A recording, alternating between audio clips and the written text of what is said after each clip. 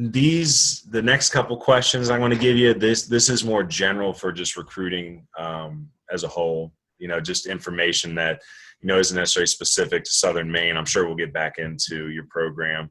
But, over the course of a year, can you explain what the perspective is, from a college coach, especially one in your position, at a smaller school? What does the recruiting process look like for you over the course of a year? Like, how do you find players, and, what are your challenges and limitations? Yeah. So everyone's a little bit different. Every coach kind of has their own structure or strategy to recruiting. I'm a go-getter, so I like to get my stuff done early. And the reason why that is because once we start playing ball in March, like, I want to focus on the guys that I have right there. So I try to get the majority of my recruiting done by that point. What that looks like for us is I rely on, recruiting online websites to get me videos. I rely on guys like you that I can reach out to and say, hey, what do you got for ball players for me? It's all about connecting, right? So it's all about who you know, not necessarily what you know. And then for us, I have some strong connections pretty much all over the country now because I've been able to establish relationships like you and I have now. And a lot of that has come from just seeing guys on online recruiting sites. And then once you see them on online recruiting sites, now you're reaching out to their travel ball coach or their high school coach, and now you're building a relationship and a pipeline with them. The other thing that we've been talking about is building your social media brand, right? So like our social media presence at SMCC on Instagram is phenomenal.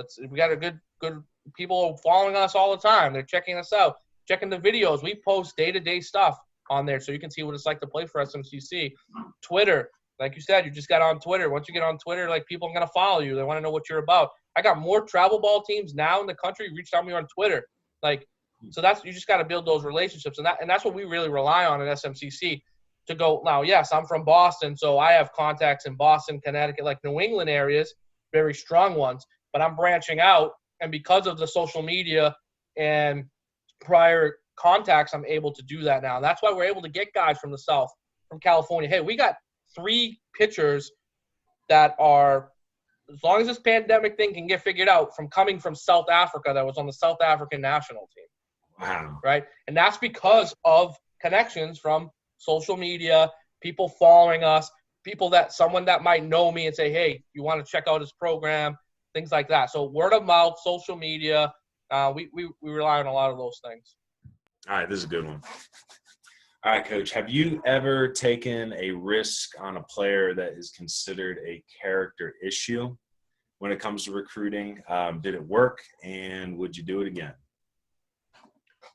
So I've taken many risks on guys that coaches or people that have strong connection with have told me not to take a gamble on due to character issues.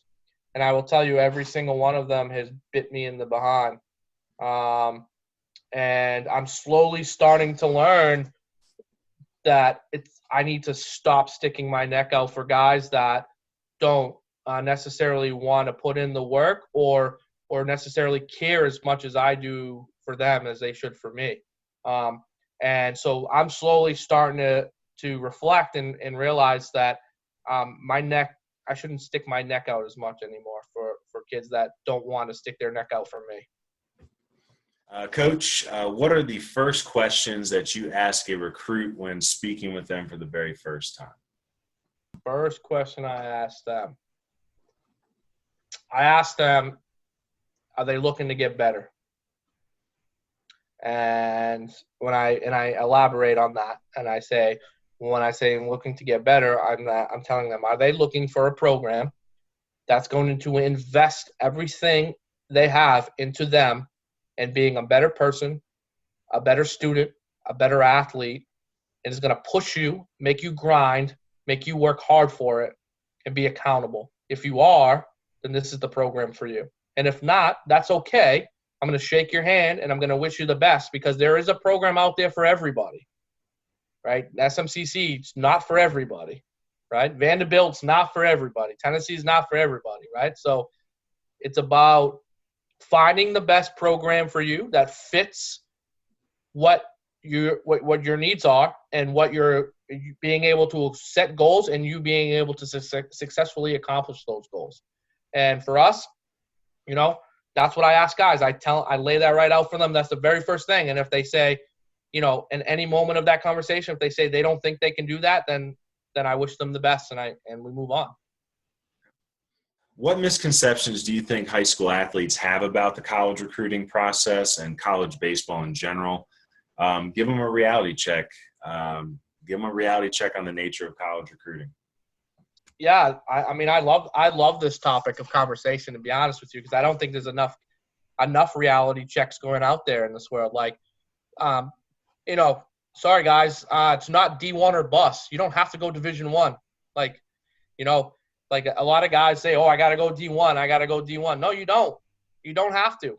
Like, there's nothing wrong with going D2, D3, JUCO, what have you, and have a successful career, right? And the other thing is a lot of guys got to understand, like, okay, you were the guy in high school. That does not mean you're going to be the guy in college. Doesn't mean that. Like, there's a role for you in college, yes. Like, you have to be able to accept your role that's given to you and then develop that into that role, right? So, for example, you might be a shortstop in high school coming into a Division III school, but their Division III shortstop has been a 3-year All-American. You're telling me you should play in front of that player? Like, it's about being realistic and honest with yourself and giving yourself time to develop. Like, just because you're in high school and you were a 4-year varsity starter doesn't mean you're developed. There's way more development that needs to be done. You're jumping from high school to college. There's a big difference. Like, you're talking about playing a high school season of 20 ball games. You just doubled, if not tripled that going into college. That's a grind. Like, now you've gone from 18 guys on your roster to 32 guys on your roster. There's a reason why, because you play double to triple the amount of games you play in high school. And you need to understand you're not going to play 50 ball games. It's not going to happen. Your body can't do it. You're not going to play 50 ball games. You got to accept your role, get better in your role, prove yourself when you're given the opportunity, and go from there and keep developing and get better. Physically, mentally, you have to. You have to. If you do not, you're going to be left behind. You got to keep up with the pack. Don't slow down. And that's the big thing for guys is they got to understand, like, you don't have to go D1 to have a successful career in baseball. You don't. There's plenty of other schools out there in this country that have a program for you where you can come in and you can be successful and be impactful very early. All right, so on the field, on the campus, in the classroom, how is junior college baseball different from other levels of college baseball? Why should a college prospect consider playing at the junior college level? So for me, for us, what we tell guys is a couple things. Number one, like, more importantly, like, financially. I mean, you can go to a 4-year school. A lot of guys have said, I got to go 4-year. I got to go 4-year. Well, here's my things about 4 years. I went to a 4-year. Don't get me wrong. I don't hate on 4 years at all. But here's the deal. You want to go to a 4-year and spend $120,000, $150,000 by the time you're out of school, where you need to get your core classes done within your first years regardless, wherever you go. You can come to SMCC. If you're out of state, you're going to need housing. That's another thing. We have housing. A lot of community colleges don't have housing. We have housing. You come to our school for $14,000 a year for your first 2 years, you're spending $28,000, like, before financial aid, right? So you can do, and the biggest thing now, you got the financial piece taken care of, and now you're a freshman and you're going to play. Like, you're going to be impactful. Like, we turn the roster over so frequently. We have freshman, sophomore, right? Freshman, sophomore, right? So you come in as a freshman, like, there's a good opportunity if you work hard to get some impactful innings as a freshman. Like, if you go to a 4-year school, unless you're an absolute stud and you're on scholarship somewhere, like, chances are you're not going to play impactful innings as a freshman. Like, so would you rather go to a 4-year, spend all that kind of money, right, to get that education, which listen, you're going to need your bachelor's degree. Go get your bachelor's degree. After you get your associates, you go to JUCO, you go right and get your bachelor's degree. But you spend your first 2 years at a 4-year, you could be spending $60,000 and not play 1 inning. When if you come to a JUCO, you got a chance of spending less than $60,000 and playing a few innings, if not impactful innings. So to me, it's about where you're at. And some guys are set on 4 years. They think the stigma is you only go to junior college because you had bad grades in high school and the education's easier and the education, you can't go anywhere with an associate's if you don't go after and get your bachelor's. The baseball's not that good. Well, I'm here to tell you, like, a lot of junior college baseball programs can beat and will beat NCAA programs. Like, the baseball is really good. It's just a matter of you finding the right program for you. And guys that are set on 4 years, that's fine. Like, I wish them the best, but weigh the pros and cons of each before you make your decision. It's important you do your research. Why, as a college coach, why do you feel film is so important to a high school player's recruiting process? And, what do you look for and how much film do you need to watch before you know if a player is a prospect? Yeah, so film is huge in the recruiting process because as coaches, we can't get out to every game, right? So, and it also depends on where you are. Like for me, like I can't just get on a plane and have my AD, pay for my flights to North Carolina to watch your guys play like every single day. That's just not going to happen. So film allows us to get an introduction of you as the player and say, okay, this is, for example, Tyson, right? So I was able to see video on Tyson through NCSA, but then also through you send me a bunch of video. And, video is huge because you can see a lot of things in video. Like we can see your swing, we can see your mechanics, we can see, if you're a coachable guy, like are you going to develop? Like, does it look like you've already developed to your peak, or is there still room for you to grow? We can see that the way you field the ball. We can see that the way you catch the ball, the way you throw the ball. I would tell these guys, though, like, don't go crazy on the video. Like, in your video, you should put showing you running the 60 with your 60 time, show you fielding some baseballs depending on your position, see you throwing the baseball, see you catching the baseball, and then see some tee work and see some swings in a cage or live BP. That's really about it. You don't have to go crazy. Some guys make like a 15, 20-minute video. It's a little bit much. You pitchers, the one thing I will tell you for sure that you need to do is don't just say you throw 80 miles an hour. Let's see it on the radar gun. Like, it's important. Like, because we can't see velo on the video without the radar gun, but we can see movement and we can see in break on the breaking ball. We can see the changeup. We can see, arm side action. We can see all kinds of things like that mechanically, but we can guess the velo. But if you say you throw 80, more often than not, the kids that say they just throw 80, 85, they don't really throw 80, 85. We want to see that number. So, like, if you have it on the radar gun, take a picture of it and add it to your video. It's important. Yeah. This one's just about baseball in general. It's something that I've been thinking a lot about over the last couple of years. We have the Astros cheating scandal. We have the contraction of minor league baseball. And now we got the COVID shutdown. What, in your opinion, what is the state of baseball in our country right now? How do we increase popularity, especially with the youth? I think I read earlier this year that MLB's top viewership demographic is 65 years and older. How do we create more youth participation? I mean, I think right now, with everything that's going on in terms of with the pandemic, I think we're at, what people always say, you never really know what you had till you lost it, right? So, like, I think that's where people are at right now with baseball. I mean, I can tell you I'm also in the travel ball world a little bit here up in the Northeast, and I can tell you guys are just itching to get back on the baseball field. You got guys that lost their high school season, coaches lost their high school season, guys, college coaches lost their college season, which means, they've also lost their recruiting season thus far. Like, I can tell you from talking to other college coaches, we have this conversation, like, they're itching to go recruit. They want to recruit. Like, they miss baseball. So I think the fact that we've got something taken away from us that we've taken for granted is big in a way. It's going to help baseball. I think it's going to make baseball better. I think guys are going to put the effort back into it and realize, hey, we really miss this. Like, this, we miss baseball, and baseball's part of our pastime. So, I think, like I said, that concept of the filling that void right now we have. And once we get the chance to fill that, we're going to. I do think like this is a great time for Major League Baseball to experiment with some things, spice it up a little bit. I mean, I've always been I'm intrigued by the different kind of divisions that they want to do. I think that's kind of cool. I also, I don't necessarily need to have the National League anymore either, in my opinion. Like, I think let's get them into multiple different divisions, call it a divisional name. Doesn't bother me, but like, I think it would be cool to have the Yankees, Mets, Red Sox, Braves, like in a division, bring back some more rivalries that we've been lacking, that we've been missing. I also think, baseball has a chance right now to get rid of the pitchers hitting, add the DH.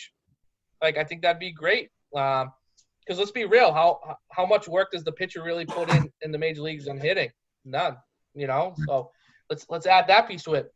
I also think we can experiment with, potentially going to, extra innings, bases loaded, 1 out.